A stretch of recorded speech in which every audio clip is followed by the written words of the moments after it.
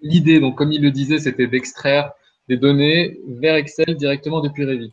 C'est une chose qui n'est pas possible nativement. On peut extraire les nomenclatures en fichier texte et ensuite les ouvrir sur Excel, mais il y a, on va dire, un certain nombre de petits sujets comme notamment l'impossibilité de revenir ensuite vers Revit depuis cet Excel. Donc c'est ces choses-là que Dynamo permet de réaliser. Alors cette définition-là, qui est une définition faite par Daniel, elle propose de faire ça. Bon, on va se démerder avec les moyens du bord.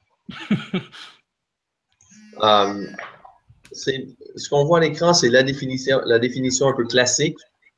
Ce qui veut dire que, bon, dans le courant des choses, peut-être que je peux le faire comme ça, par contre. Je vais peut-être juste ouvrir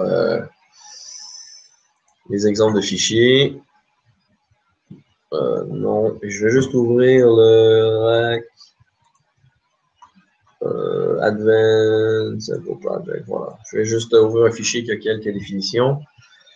Donc, si on veut exporter un tableau, par exemple, qui serait a priori déjà formaté. Donc, ce que j'avais dans PowerPoint que vous n'avez pas vu, c'est que j'avais déjà qu'est-ce que j'ai comme c'est une vraie catastrophe, ce truc-là. Putain, il y a 0 de 0. Bon, allez, tant qu'à perdre notre temps, allons-y. Je fais un tableau de porte dans lequel je mets 2 ou 3 trucs, par exemple le niveau et le numéro. Je vais pour nombre, c'est ça? Non. C'est quoi en français? Numéro. Identifiant. Bon, là, je vais mettre un peu long. Bon, allez, je vais mettre la famille. Voilà. Et quand j'organise mon tableau, donc je vais dire par niveau, je vais le mettre en en-tête. Et je vais cacher l'en-tête. Voilà. Donc, quand je fais un export standard, hop, je viens exporter le rapport. Je vais le mettre sur ton bureau si tu ne vois pas l'inconvénient. Merci. Je récupère donc un fichier texte qui lui-même ouvert dans Excel est inexploitable. Pourquoi? Ben parce que j'ai déjà pas une colonne pour le niveau, donc j'ai seulement une entrée. Donc, ce qu'on veut avec l'aide de Dynamo, c'est même si j'ai ce type de tableau-là dans Revit, qui est effectivement plus efficace et plus joli, ce qu'on veut avec Dynamo, c'est être capable de récupérer ce tableau. Je vais juste aller geler. Le dernier truc pour ne pas sortir. Ouais. Il est bon. On va celle-ci.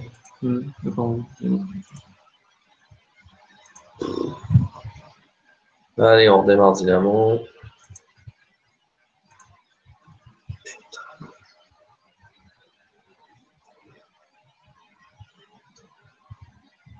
Allez, on connecte au bon document. Voilà. Donc, je vais juste aller geler parce que je ne veux pas tout de suite écrire dans Excel. Donc, si je fais tourner, donc je vais venir à cette première partie. Si je fais tourner, j'ai la liste. Donc, je vais remplacer ce qui était prêt par nomenclature de porte. Et ça, c'est quelque chose. Il me manque un O. Et ça, c'est quelque chose que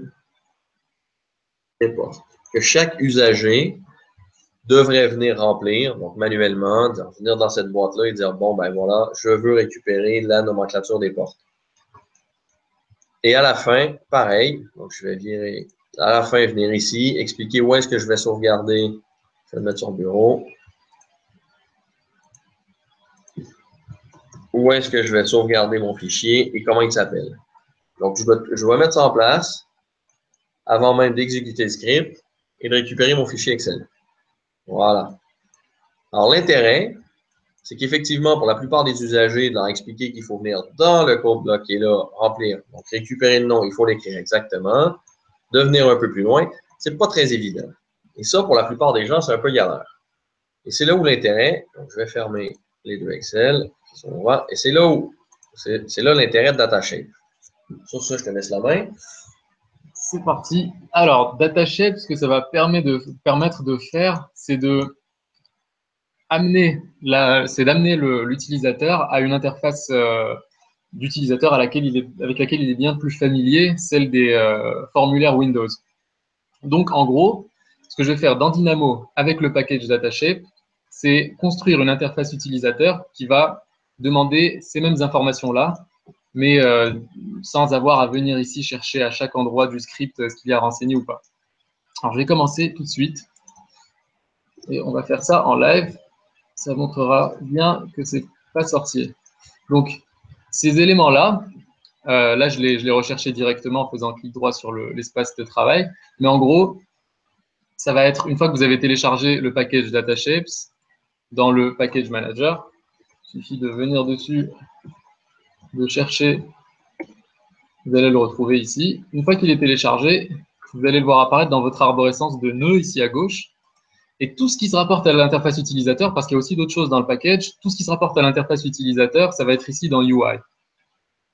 Avec un élément majeur qui est le UI Multiple Input Form++, qui est, si on veut, le moteur, c'est ce qui va générer le formulaire. Et ici, tout ce qu'on voit à gauche, c'est différents types d'input. Drop-down pour avoir des petits menus déroulants, un file path pour les... Alors, c'est en anglais, mais bon, aujourd'hui, je pense que tout le monde est un peu familier avec ces terminologies.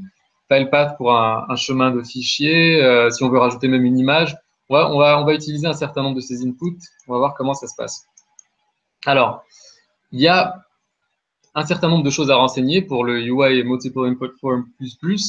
Un grand nombre d'entre elles sont optionnelles. Ça, c'est plus des options de personnalisation. On va pouvoir mettre son propre logo, rajouter une description au formulaire, ce genre de choses. Il y a par contre des inputs qui sont obligatoires. Alors, le input dans lequel on va insérer les éléments qu'on veut. Là, en l'occurrence, ce qu'on veut, c'est proposer à l'utilisateur cette liste d'éléments à choisir dans un drop-down. Donc, on va aller dans UI Dropdown Data. Hop. Et là, on a besoin d'insérer les clés. Les clés, c'est ce qui va être affiché à l'utilisateur et les valeurs. Les valeurs, chaque valeur est associée à une clé. Donc, on a ce schedule view qui est associé à ce nom-là. Et l'utilisateur, ce qu'il va voir, c'est ça. Et ce que UI Multiple Input Form++ va retourner, c'est ça. Donc, voilà pour ce qui est de la création de cet input. On va lui donner un nom. On va appeler sélectionner nomenclature à exporter. Voilà, ça se limite à ça. Il va y avoir parfois aussi des paramétrages optionnels sur les inputs, comme ici par exemple, la possibilité de mettre une valeur par défaut à cet input-là. Donc là, j'ai renseigné l'entrée input pour le nœud qui va générer le formulaire. Il faut aussi donner un toggle pour que ça commence. Donc en gros, il ne démarrera que quand on sera ici sur une valeur true. Une fois que j'ai mis ça en place et que je fais exécuter, j'ai ce petit formulaire qui s'affiche. Donc voilà, c'est exactement ça que fait UI Multiple Input Form++ dans DataShapes. Là, j'ai rajouté un seul input et on le voit ici. On a l'ensemble des choses qu'on avait dans ce nœud-là, exposées à l'utilisateur via une interface avec laquelle il a l'habitude de travailler. Donc, on va prendre la nomenclature qu'a créé Daniel tout à l'heure, nomenclature des portes. On va valider ça.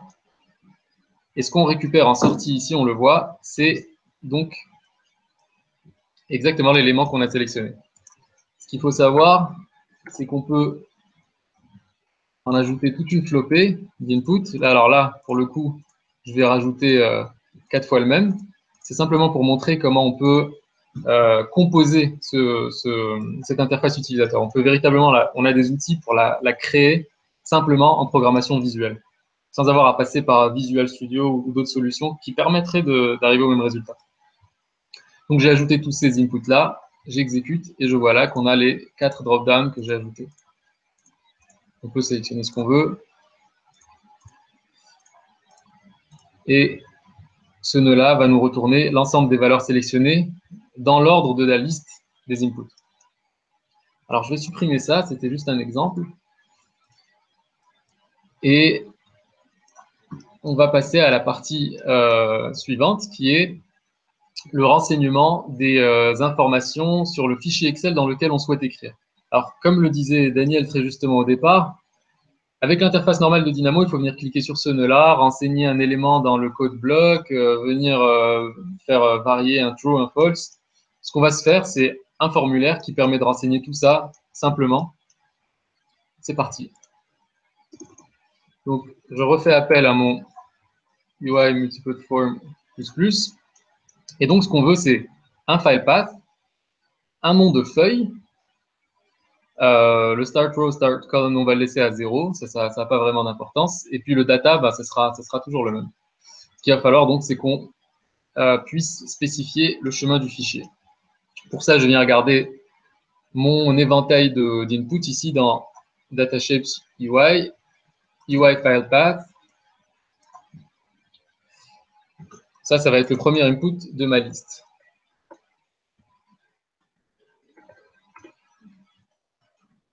Voici. Toujours dans un souci de mieux guider l'utilisateur, on va venir donner un nom à cet input. Tout ça, c'est optionnel, mais on va donner un nom à cet input. Donc, on va dire dossier cible de l'export.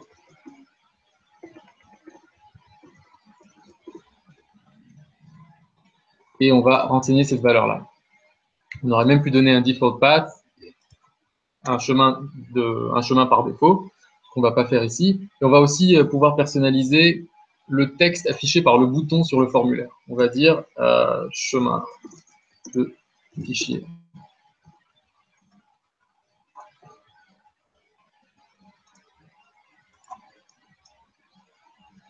Donc, une fois que ça c'est fait, ce qu'on va vouloir faire également, c'est spécifier le nom de la feuille sur laquelle on fait l'export. Parce que ça fait partie des choses que demande le nœud write to file. Donc là, ce qu'on va devoir entrer, c'est un texte. Et pour ça, l'input à considérer, c'est UI textbox. Alors, je voudrais juste faire une toute petite parenthèse pour dire que la documentation sur tous ces nœuds-là, elle est sur le site datashapes.net. Vous pouvez aller y consulter alors, les différentes mises à jour. Il y a des workflows qui sont partagés. Et là, pour ce qui est de savoir à quoi sert chacun des inputs, ça va être des articles comme celui-là, où en gros sont expliquées les utilisations des différents nœuds. Et bon, si vous avez des questions, n'hésitez pas à les poser aussi sur le site. Donc, je reviens à ce qu'on était en train de faire. Je vais nommer ça nom de la feuille. On parle bien de la feuille sur Excel. On peut donner un nom par défaut. Export vite.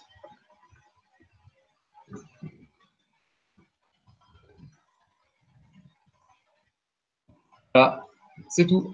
On vient de construire une interface utilisateur comme ça. Toujours le booléen. Alors là, si j'appuie sur exécuter, on va avoir un sujet. C'est qu'on a deux formes avec normalement une séquence. Donc celui-ci doit s'exécuter avant celui-là. Seulement, pour l'instant, il n'y a rien qui le précise. C'est à ça que servent ces deux outputs dans le nœud UI Multiple Input Form++. Donc, plutôt que de créer ici un booléen qui vient démarrer ce formulaire-là, je vais plutôt le remplacer par le wasRun, qui en gros va préciser à Dynamo que celui-ci doit être exécuté, cette sélection doit être effectuée avant que ce formulaire ne démarre. Alors c'est parti, on va faire ça. J'ai basculé sur false et démarré juste pour réinitialiser. Maintenant, je mets sur true et c'est parti.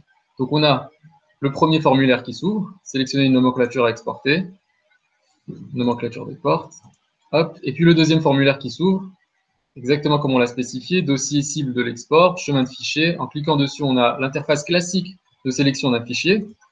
Donc, on va mettre ça sur le bureau, on va appeler ça export Revit. OK. Ah oui, il ne le trouve pas. Et donc, bon, j'ai choisi un fichier Excel qui était existant et vierge. Et puis, le nom de la feuille, on va rester sur la valeur par défaut qu'on a renseignée ici. C'est exactement ça qu'on retrouve. Et lancer. Et donc là, ce qu'on a, c'est le file path et le nom de la feuille. Ces éléments-là, on va les renseigner ensuite dans l'export vers Excel. Donc, on prend le premier élément ici pour le file path. On prend le deuxième élément. Ce que je fais ici dans ce codebox, c'est que je viens récupérer des éléments à des index donnés dans une liste. Donc, cette liste-là, l'élément 0, c'est là. L'élément 1, c'est là. Et je vais les renseigner ensuite dans Write to File. C'est parti. Voilà. Donc, au final, on a le même résultat qu'avec la définition initiale de Daniel, seulement avec ce travail supplémentaire-là qui consiste en la création d'une interface utilisateur pour que le script puisse être lancé par n'importe qui. Et ça va prendre encore plus on va dire, d'importance quand on va utiliser des outils comme Dino ou le player, Dynamo Player, qui a été introduit dans Revit 2017.1, à partir de Revit 2017.1, et ouais, dans 2018.1, il y a aujourd'hui carrément des nouveautés. Alors, simplement revenir sur leur PowerPoint. Alors ça, c'est le PowerPoint que vous n'avez pas vu. Là, vous n'avez pas vu, ouais. Faire des captures d'écran, ça va aller vite. Je pense qu'on s'est quitté là. Voilà. Donc, les différentes ressources, donc en français et en anglais, les différents packages qu'on a utilisés aujourd'hui, la liste des packages classiques, les must-have, la liste qu'il faut absolument avoir, ceux-ci. Vous remarquez qu'il y a aussi notre copain Julien Benoît juste en bas de la liste. Là. Merci Julien. Alors, là, donc, ce qu'on a parlé tout à l'heure, donc la problématique qui fait qu'on se retrouve avec un fichier texte mais qui est inutilisable. Donc, ce qu'on vient de régler justement avec Mostafa. Et la deuxième option, ah ben, on avait mis une référence à ton blog pour la documentation. La deuxième exemple qui est un peu plus complexe, mais je pense qu'il y a aussi une problématique de plein de gens. Comment je peux ajouter des paramètres partagés en masse? On y revient. Je repasse la main. Et on est de retour. Donc, alors, on est de retour. Deuxième définition. Cette fois-ci, on va aller tout de suite sur l'interface Dynamo Player pour vous montrer comment ça peut se passer. On ira ensuite regarder de plus près comment la définition est faite. Et là, l'idée, c'est de montrer ce vers quoi on peut tendre avec ce type d'outil. Alors, on va aller du coup sur Gérer. Dynamo Player, on le retrouve ici maintenant depuis Revit 2017.1. Dans la bannière Gérer, tout à droite, programmation visuelle, hop, Dynamo Player.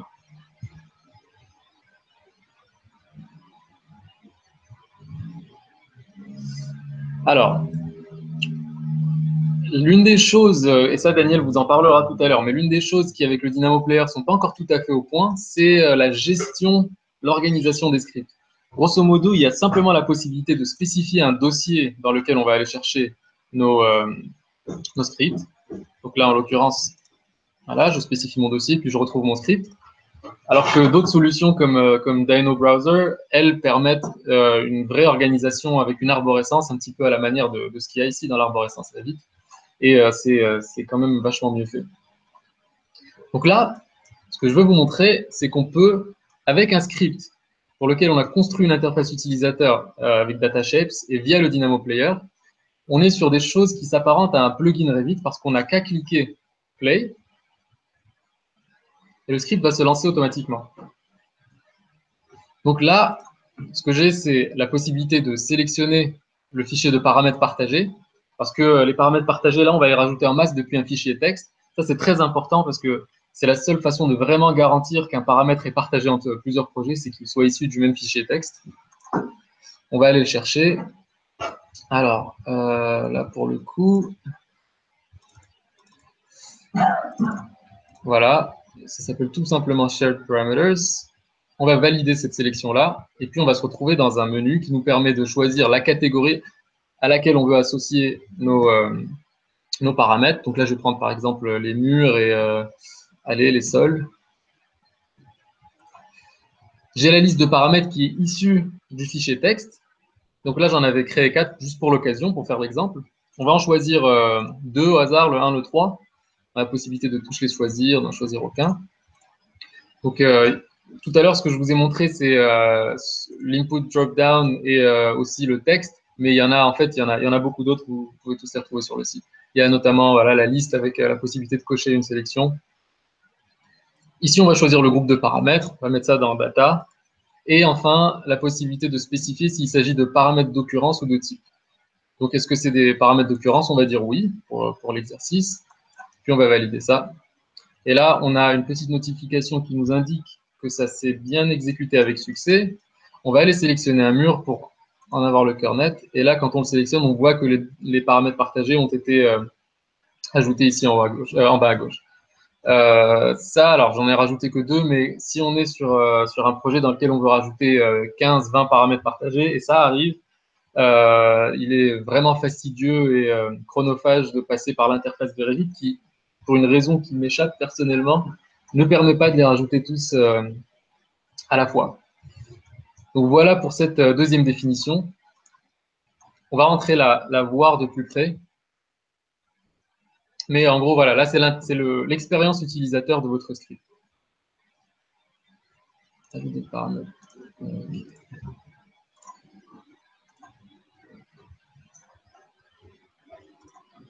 Alors, le script, c'est ça.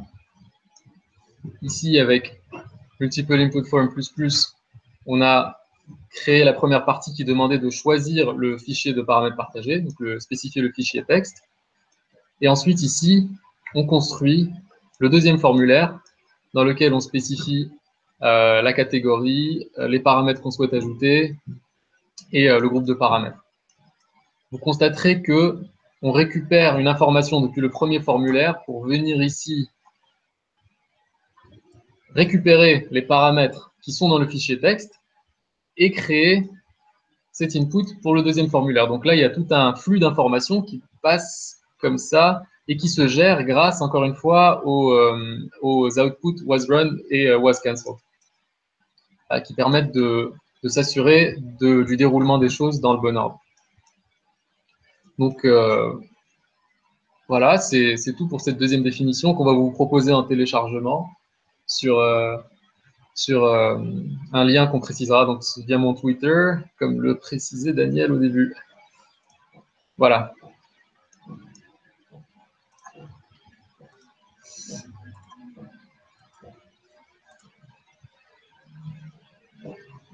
Ce que Daniel va tenter de vous présenter, on va essayer de le faire. Il y a des légers soucis techniques ici.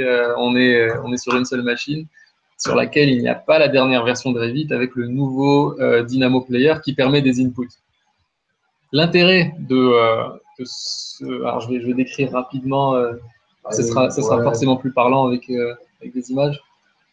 Mais bon, l'intérêt, c'est de pouvoir ne pas avoir à construire soi-même son interface utilisateur, c'est-à-dire d'avoir un truc qui va intelligemment détecter les besoins en input utilisateur et créer un formulaire automatiquement.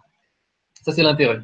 À côté, ça a ses limites, déjà parce qu'on est limité au type d'input proposé par Dynamo. Bon, on va faire ça parce que ça ne fonctionne toujours pas. Je vais juste revenir au dernier mot à la à jour. Ouais. Donc, on va. Alors, la première problématique qu'on avait soulevée, c'était effectivement l'interaction des usagers avec les scripts. Et ça, c'est effectivement très problématique. La plupart des usagers n'ont pas envie d'ouvrir Dynamo, ils ouvrent, ils ont peur.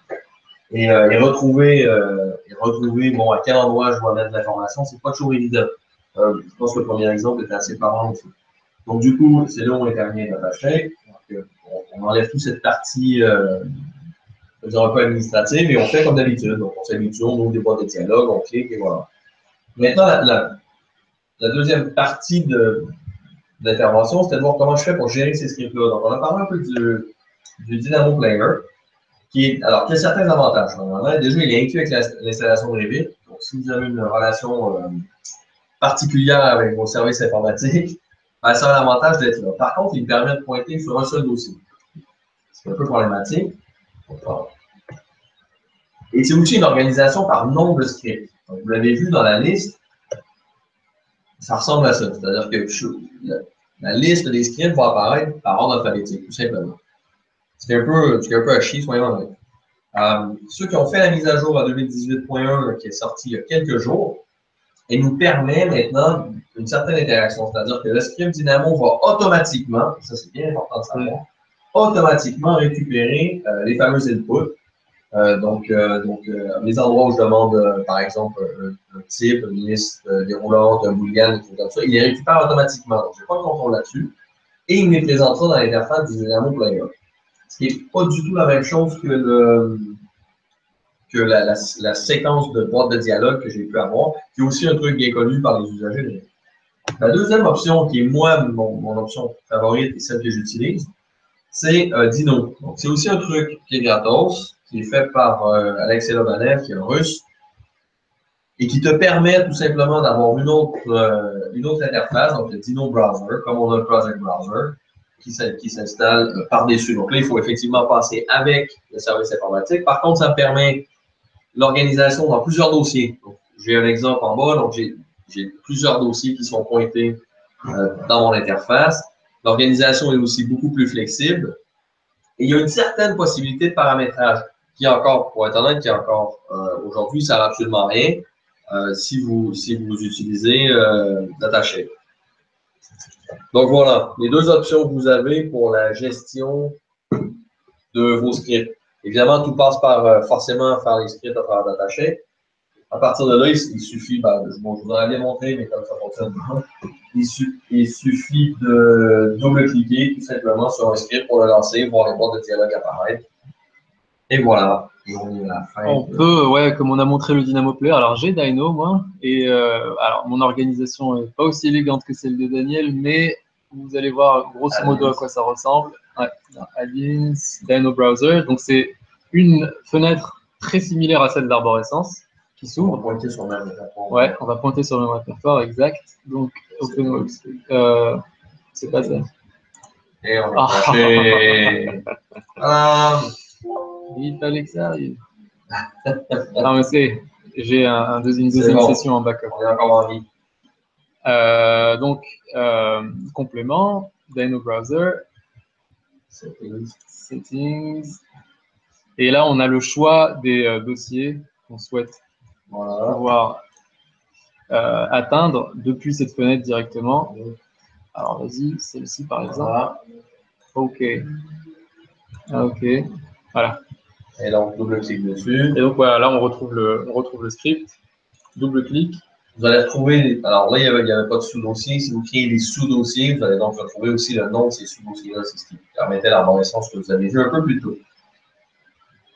Et puis voilà, donc un double-clic sur le script, un script là, il y en a un seul, mais voilà, donc on peut avoir toute une arborescence. Et puis, on est sur une interface utilisateur qui permet, alors je refais la même chose, qui permet de venir de façon assez conventionnelle, rajouter des paramètres. Donc là, je l'ai fait tout à l'heure en disant que c'était un paramètre de type, un paramètre d'instance. On va rajouter un autre paramètre en type, s'assurer que ça fonctionne toujours bien. Donc si on va voir le type, on va trouver quelque part, voilà, dans données, paramètres test 4. Donc, je crois que ouais, c'est bon. Ben voilà, on a un peu fait le tour pas de la question, mais on a un peu fait le tour. Donc si Mohamed, s'il y a des questions. On est preneur. Ouais, alors merci beaucoup pour ces présentations. Moi, je vous invite alors maintenant à poser vos questions sur la même page, en fait. Là, j'ai beaucoup de commentaires par rapport aux présentations. On vous remercie beaucoup. Alors, je vais mettre ça. Hop, questions-réponses. Et n'hésitez pas à envoyer vos questions sur la page. Donc, il y a Lucie qui demande est-ce qu'on peut avoir tout ce qui est documents et ressources à part? PDF. Oui, absolument. Oui, il y aura, comme on l'a annoncé, il y aura D'accord. sur le Twitter de Mustapha, il y aura un lien de téléchargement. Puis sur Exadim aussi, je ne sais pas s'il y a un Oui, moyen. On enverra ça en mailing aussi, alors c'est très bien. On va vous envoyer ça, il n'y a pas de souci. Si vous avez des questions techniques par rapport à ce qui a été présenté, donc n'hésitez pas. Entre-temps, est-ce qu'on peut voir autre chose peut-être le temps que les questions arrivent? Oui, que les questions arrivent, peut-être. Alors, on peut revenir, oui, sur le fait que le workflow qui a été présenté pour l'ajout des paramètres en masse, on peut le retrouver ici avec des explications écrites. Ça, par contre, le désavantage d'être en anglais, mais ça vient raconter la façon dont ça se passe didactiquement, étape par étape, et la création d'interfaces utilisateurs.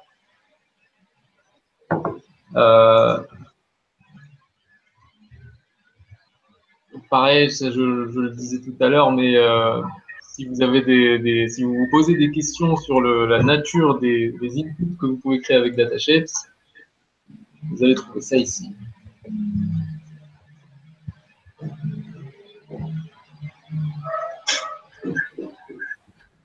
C'est une fonctionnalité que vous pouvez ajouter toujours dans le cadre de l'amélioration de l'interface utilisateur que je trouve vraiment intéressante. C'est ça. Ouais. Ah oui, ouais, ça, mais... En fait, je vais montrer un certain nombre de possibilités de personnalisation. Alors, toujours le moteur, UI Multiple Input Form++, puis on va rajouter des inputs. Alors, je vais en rajouter un basique. UI, je vais aller les chercher dans la liste. Donc, on peut mettre un slider, un booléen ou bouton radio. Tiens. Donc ça, c'est juste pour faire l'exemple. Je crée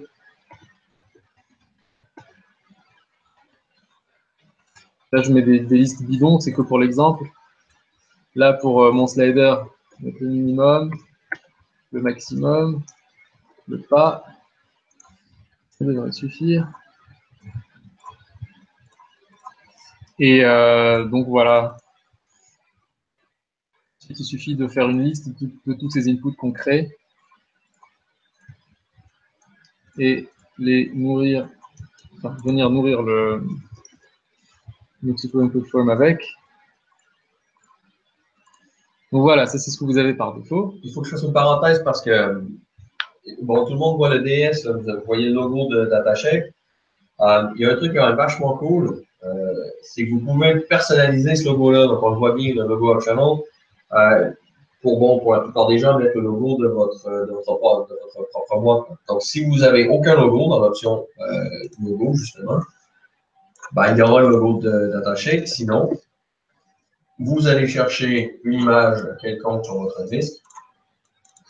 J'espère que tu ne vas pas tomber sur la photo. Oui, bon, on va mettre n'importe quoi. Ma photo? Oui, allez. Non. Allez. Ah non, c'est trop là. Ok, d'accord. Voilà. Je vais voir ma photo sur un formulaire. Voilà, logo, ouais, ça prend tous les formats, puis ça va venir l'ajuster et le mettre. Vous avez ce que vous voulez sur votre formulaire. Il y a aussi une fonction, juste un petit peu plus bas, qui a un lien pour l'aide. Absolument, ouais. Ça c'est super important. Et ça présente l'avantage de pouvoir, alors c'est Link to Help, ça présente l'avantage d'ouvrir absolument n'importe quel type de fichier. Et si vous mettez une adresse web, donc là par exemple, je vais mettre dynamobim.org, vous mettez un URL, et bien ça va vous permettre ici, via ce petit help qui apparaît automatiquement quand cet input est renseigné, d'envoyer vers une page web qui va contenir de la documentation pour vos scripts, etc. Donc là, c'est à travers ça que j'ai ouvert cette page. Maintenant, j'ai fait l'exemple avec une adresse URL, avec un fichier. Ah, tiens, puisqu'on est en train de délirer, je vais ouvrir ma photo avec. Link to help, voilà. Donc, il y a le help toujours qui s'affiche quand on vient donner un input ici. Et hop, en cliquant, il va utiliser votre application par défaut. Bon, chez moi, pour ouvrir les PNG, c'est Photoshop. Donc, il utilise l'application par défaut sur votre ordinateur pour ouvrir l'élément en question. Ça peut envoyer vers un PDF, une vidéo. Alors, vous l'avez en gros en plus. Une photo, un PDF, une image, une GIF vidéo. animé. Ouais, GIF animé, ouais. Que vous pouvez même ajouter sur le form directement. Et Daniel s'en sert, il fait des super vidéos c'est vrai en plus, des super vidéos d'explication pour chacun de ses scripts. Et du coup, l'utilisateur, s'il ne s'en sert pas, c'est qu'il n'a pas envie. Voilà. Voilà. Est-ce que les questions sont arrivées? Oui, alors il y a quelques questions qui arrivent. Sur DataShape, que se passe-t-il sur les inputs utilisateurs si on ne sélectionne rien et qu'on ne clique sur set value? Alors, si on ne sélectionne rien et qu'on clique sur set value, ce qui va se passer, c'est que il ne va rien sortir en valeur de retour. Il ne va rien sortir et du coup, tout ce qui dépend de ces valeurs de retour par la suite dans un script ne fonctionnera pas. Donc, ce que ça va avoir comme conséquence, c'est un run partiel du script qui n'aboutira en principe à rien. Donc, il n'y a rien qui se passe. Alors, j'ai une autre question. Moi, j'ai des soucis avec certaines mises à jour de package qui, par une mise à jour, ne font plus la même erreur que je détectais. Comment faire pour à la fois garder l'ancien node sur sa définition et profiter d'un nouveau? Enfin, c'est des mises à jour, je crois. Pour régler ça, c'est pas possible. Par contre, dans le cas de la DataShape, il y a un truc, si tu veux, je pense que si vous avez des définitions que vous avez utilisées DataShape il y a quelques temps, que vous n'avez pas mis à jour, et que vous mettez à jour, il y a des entrées qui ont besoin d'avoir une valeur par défaut. Et alors, pas besoin de virer le multiple input form. Il faut simplement faire le bouton droit sur les options qui sont pas utilisées et remettre la valeur par défaut. Ça, c'est dans le cas très spécifique de DataShape. Si vous avez fait une mise à jour, bon, maintenant, ça fait un bon bout, ça fait plusieurs mises à jour que tu n'as pas mis. Non, il n'y a pas eu de nouveauté dans cette Pour les autres packages, c'est pas possible. C'est un package, un dossier local. Ouais, voilà. C'est vrai qu'à gérer, c'est un petit peu compliqué. Alors, ce qu'on peut dire quand même pour aider, c'est que les packages, en fait, on peut aller les télécharger directement depuis le package manager. Alors, c'est dynamopackages.com. Là, vous avez la liste des packages. Ça prend toujours un petit temps à s'afficher. Bon, on va en rechercher un, par exemple, un classique, Archilab. Et là, ce que vous allez avoir quand vous cliquez dessus, c'est l'ensemble des versions de publication. Donc, s'il y a une ancienne version qui vous intéressait, vous pouvez venir la chercher ici. Manuellement, ouais, en téléchargeant puis en le plaçant dans le bon dossier de package. Voilà. Ça répond à la question. D'accord, oui, il y en a d'autres. Alors, il y a David qui vous salue, il vous dit par rapport à Dino Browser, moi j'ai eu pas mal de crash de Revit suite à un refresh du workspace storage. Est-ce que c'est donc une limitation si on a ouvert plusieurs sessions de Revit? Bonne question. Je sais qu'il y a une mise à jour qui est sortie il n'y a pas longtemps, qui est la 6.2, qui réglait certains crashs, mais je ne sais pas exactement la liste de ceux qui étaient réglés. Si c'est le cas, si vraiment c'est le cas, tu es capable de reproduire le problème, il est hyper réactif. Donc, ils ont une page Facebook, ProRubim, où tu peux écrire. Ils sont assez simples à rejoindre, ils sont très réactifs. Donc, si effectivement c'est un crash que tu es capable de reproduire sans souci, ils vont régler le truc assez rapidement. D'accord. Il y a Christophe qui demande par rapport à BIM1, je pense qu'il veut dire le plugin BIM1 d'import-export Excel. Ouais. C'est quoi le plus de Dynamo par rapport à ça? C'est gratuit. Oui, il y a une version de BIM1 qui est gratuite. Ah ouais? Ouais. Ok, autant pour moi. Je crois. Ah, écoute, il n'y a pas de plus, il n'y a pas de moins à un moment donné. On parle pour tout ce qui est import-export Excel. Ouais, effectivement. Oui, Dynamo, ça fait plus que ça. Ouais, Dynamo peut permettre de faire beaucoup plus. Si c'est pour cet usage spécifique uniquement, Dynamo n'est peut-être pas la première solution à choisir parce qu'il faut fabriquer son truc soi-même. Mais Dynamo permet tellement plus que c'est intéressant quand même. Oui. Il y a Félix qui vous dit bonjour et il vous demande que préconisez-vous pour une utilisation pour les personnes en fait, qui commencent, des personnes débutantes par rapport à tout ça. Est-ce qu'il y a Où est-ce qu'on commence si on veut apprendre Dynamo? Voilà. Le primer, le primer qui est en anglais. Ils n'ont pas encore fait en français. Non. Ils ont fait en chinois il n'y a pas longtemps, si je ne dis pas de conneries. Dynamoprimer.com. Voilà. Ça, c'est le meilleur truc pour démarrer. C'est l'anglais. Ouais, voilà. L'allemand, le japonais, on arrête. Ouais, Ça, c'est un excellent endroit pour démarrer. Les trucs de lynda.com sont aussi très, très bien faits. On vous a parlé du user group à Paris, c'est un des sujets. On se demande un peu comment on peut le faire. Ah ben oui, on se demande un peu comment on peut le faire pour. Ça fait partie des choses qu'on discute pour voir comment on peut le faire pour démarrer, pour aider les gens à démarrer. Mais pour l'instant, ce qui est clair, le primer, c'est excellent. Les cours sur lynda.com aussi sont pas mal du tout. Et le forum est excellent si vous avez des questions. La communauté est super réactive. Je pense en anglais, par contre, c'est vrai. Et on obtient réponse à ces questions en des temps assez rapides. D'accord, on va essayer de mettre toutes les ressources dans une liste. Comme ça, on envoie tout ça. Dans le PowerPoint, pardon.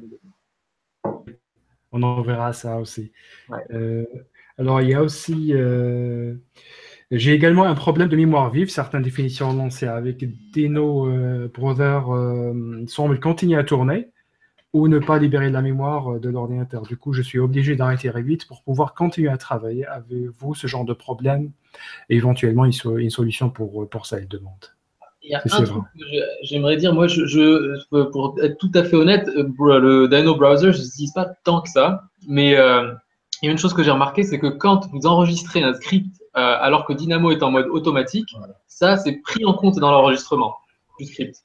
Et du coup, quand vous lancez le script via Dino, ce qui se passe, c'est que vous avez un run automatique, ce qui fait qu'il ne va pas cesser de s'exécuter à chaque fois que vous faites une modification. Et ça peut être source du problème qui est décrit. Mais après, je ne peux pas aller jusqu'à dire que c'est la solution. Oui, c'est assez difficile de le dire sans voir le script aussi. Ouais. Voilà.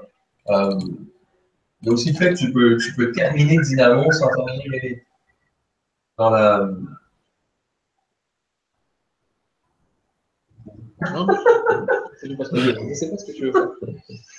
Je ne sais pas, ça prendra un ouvert. Voilà.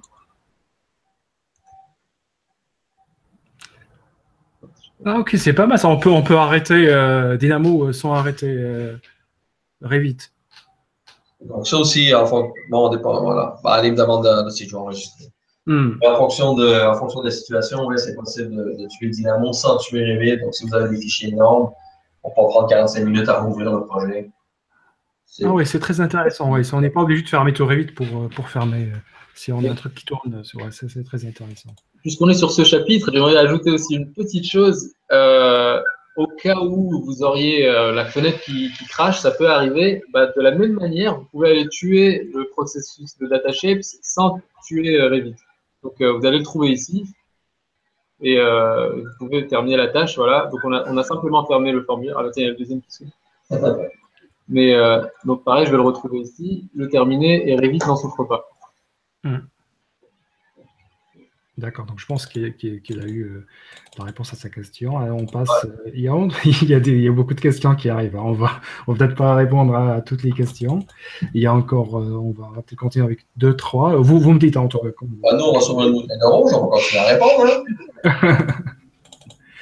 J'ai une question de Alim qui demande comment garder le lien entre les éléments créés à l'intérieur de Revit et le Dynamo Script pour mettre à jour les éléments plus tard.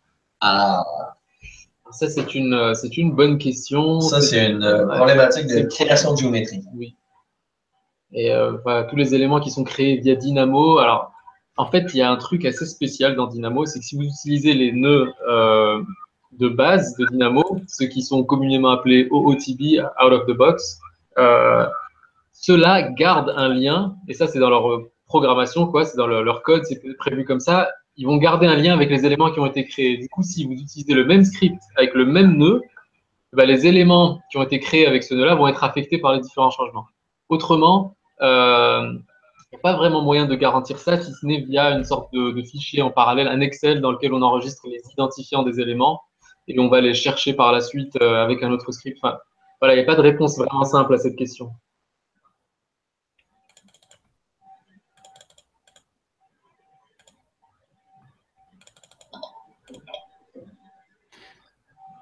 Alors, il y a une question. Oui. Peut-on inclure un message en cas d'erreur de saisie ou de sélection? C'est Christophe qui vous demande. Oui, c'est possible, oui. On peut faire des petits rapports qui sont. C'est dommage que ça ne marche pas, que je ne puisse pas me connecter, parce que moi, je suis assez fan de ça. Je fais des petits rapports. 5 éléments ont été modifiés. Vous avez effacé 14 éléments. Ça, c'est vachement bien. Ouais. Je vais juste montrer l'input en question. Alors, toujours dans la liste ici, ça va être le text note. Le text note, il permet d'afficher. Alors, on va dire, par exemple, vous allez voir ce que ça donne. On va mettre un titre à l'avertissement et on va mettre blabla. On renseigne ça et on le donne à UI++. Et ce que ça sort, c'est, voilà, un petit formulaire avec un texte. Il n'y a pas d'interaction possible, on ne va rien renseigner. Et d'ailleurs, ça ne va rien retourner non plus. La liste est vide. C'est simplement pour communiquer des informations avec l'utilisateur, faire du rapport après l'exécution d'un script, des choses comme ça. Et là, dans Dynamo, vous pouvez prévoir, par exemple, que si on n'a pas le type d'information souhaité renseigné par l'utilisateur, alors on affiche un deuxième formulaire avec un avertissement.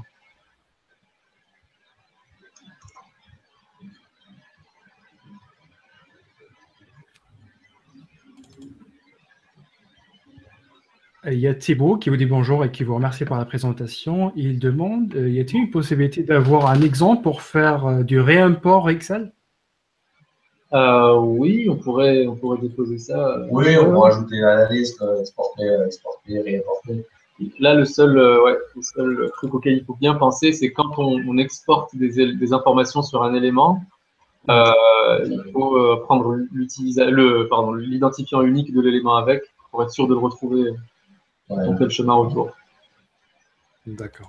Oui, on mettra l'exemple dans le téléchargement. Pas de souci.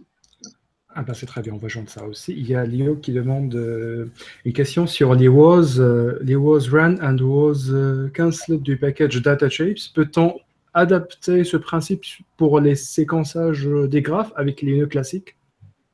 Alors, avec les nœuds classiques, ce qui se passe, la séquence, en fait, elle est un petit peu implicite parce qu'on a tous ces câbles-là qui viennent connecter un nœud à un autre. En gros, ça va commencer par le câble par l'élément qui est en premier et l'information, elle va suivre vraiment le chemin indiqué par ces câbles. Donc, le flux de l'information, il est dirigé comme ça. Le was run et was cancelled, c'est juste dans la mesure où parfois on a deux processus qui sont là un peu en parallèle l'un de l'autre, c'est pas connecté directement l'un à l'autre, eux permettent de faire le lien entre les deux. Sinon, alors juste encore une petite info pour ça peut toujours aider. Un truc que je trouve super pratique, c'est dans le package Clockwork fait par Andreas Dickmann et qui est vraiment un classique à avoir, c'est peut-être même le premier à télécharger. Il y a cette fonction qui s'appelle pass-through et qui permet en gros d'attendre l'arrivée d'une certaine valeur avant de faire passer une autre. Et ça peut aider pour faire du séquençage d'exécution de script.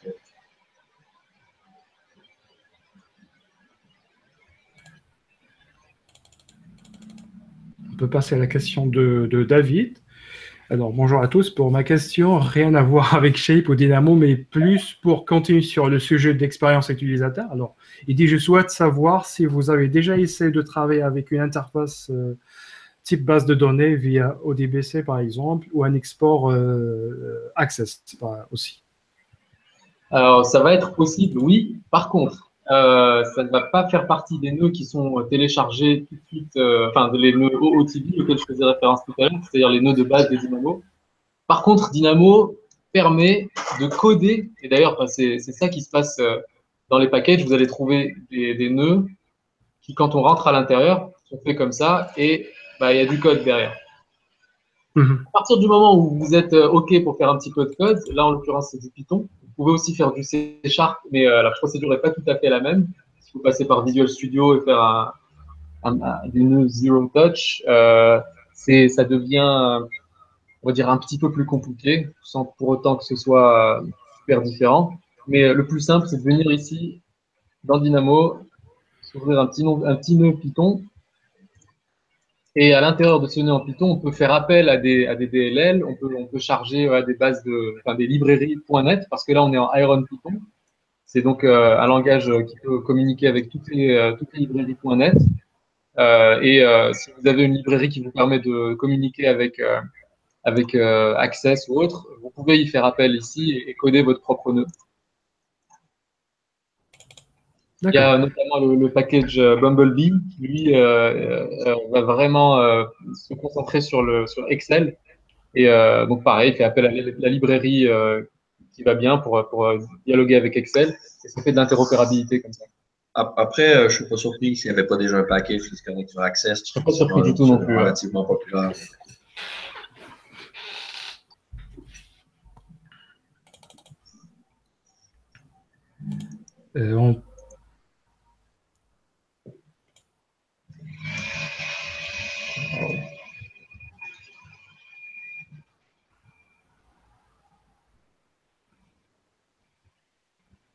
Non, il n'y a pas Access, c'est ça. Ah ouais, Flux, c'est possible. Flux, ouais, je ne sais pas à partir de Flux si tu te connectes sur Access.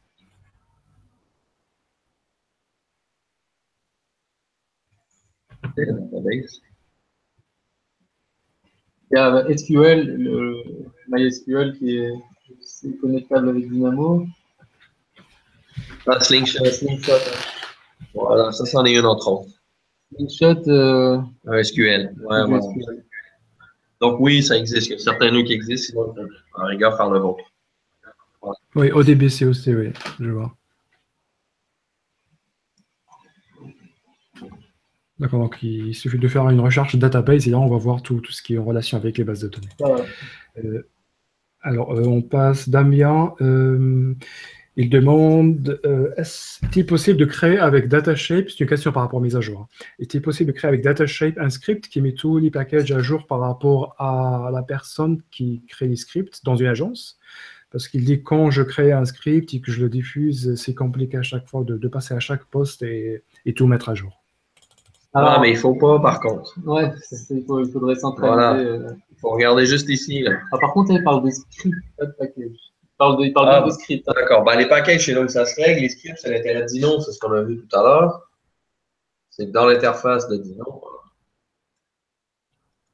ou du Dynamo Player, j'ai la possibilité de pointer sur un chemin réseau. Nous, on utilise forcément un chemin réseau parce qu'effectivement, tout se fait en local sur ma machine. À partir du moment où ça fonctionne, ben, je copie le fichier directement sur le réseau. Et puis voilà, soit au démarrage, soit avec un rescan. Et puis hop, on récupère les trucs qui sont là. Donc, oui, ça se centralise. Et surtout, il faut centraliser. Ouais, parce que sinon, c'est un boulot de dingue.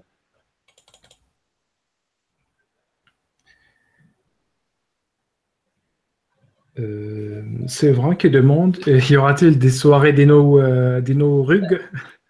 On aimerait bien, ouais.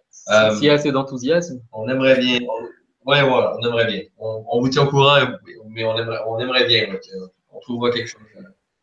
Pour l'instant, on se fait des petites soirées. On pratique à faire les soirées. On fait l'apéro, et après on fait la soirée. Mais, oui, on aimerait beaucoup essayer d'organiser des événements autour du sujet. Ouais, bah, ce sera top. Il y a Lio qui demande est-ce possible de exécuter qu'une partie d'un graphe en fonction d'un choix d'utilisateur? Oui, c'est possible. Alors, oui, c'est possible avec, par exemple, encore une fois, là, la question elle est assez générale et du coup, je vais y répondre d'une façon qui ne sera pas nécessairement applicable exactement à son script à elle. Le mieux, ce serait de pouvoir y accéder. Mais en gros, par exemple, juste avec un if, bah, on a la possibilité de retourner une valeur différente suivant un test, une valeur de test. Donc, en gros, il faudrait trouver un moyen de tester sa valeur d'entrée et suivant la validité de cette valeur d'entrée, de permettre de continuer en recrachant une valeur ou d'annuler en mettant ici, par exemple, en rentrant un nul, quoi. C'est une façon de le faire, mais ça dépend vraiment des cas Que d'usage. ce soit plus précis. Voilà. Par rapport toujours au déploiement de Dynamo, des maintenances et mises à jour, Thibaut qui demande pour une mise en place en agence d'une utilisation régulière de Dynamo, faut-il avoir l'appui d'un spécialiste informatique, notamment pour la maintenance des scripts? Est-ce que c'est nécessaire? Non, non. À partir du moment où vous avez réglé les deux options, celles qu'on montrait tout à l'heure, dans les chemins d'accès, à partir de ce moment-là, alors moi, ce que je fais, c'est que je teste encore une fois sur ma machine. Quand il y a les mises à jour de package, quand ça fonctionne, c'est juste une question de copier le dossier. Vous prenez le dossier sur votre machine et vous le copiez sur le répertoire réseau et puis c'est terminé. Donc, c'est pas plus compliqué que ça. C'est assez simple. Vous n'avez pas besoin de l'informatique pour quoi que ce soit. Pas besoin de spécialiste pour faire ça. Donc. Du tout, du tout, du tout. Ouais. Bon, copier des fichiers, ça devrait aller. C'est vraiment de la maintenance ponctuelle. Très bien. Bon, écoutez, je pense qu'on a fait le tour. Je ne sais pas s'il y a autre chose à rajouter pour vous deux par rapport à tout ce qu'on a vu. Ah non, mis à part, désolé pour nos soucis de démarrage. Ouais. Et je n'ai pas pu vous montrer. Mais voilà, je suis sûr que l'occasion se représentera de parler de tout ça. Certainement à travers le groupe que là, vous lancez par rapport à Dynamo et tout ça. Et la soirée qui arrive, Dino Rug, il y a certainement autre chose à voir. Donc encore une fois, désolé pour le petit souci de son départ, donc, qui nous a un petit peu bloqué. Donc on va vous envoyer toutes les informations, les slides et toutes les informations que vous avez demandées. Merci beaucoup à Daniel et à Mustapha pour toutes ces informations. C'est très intéressant. Moi, j'ai découvert pas mal de choses par rapport à ça. Et puis, on vous dit à tous à bientôt. Ouais, mais merci. Bonne fin de journée. Et bonnes vacances à tous aussi. Bonnes vacances à tout le monde. Ciao, ciao. Au revoir. Allez, ciao. Ciao.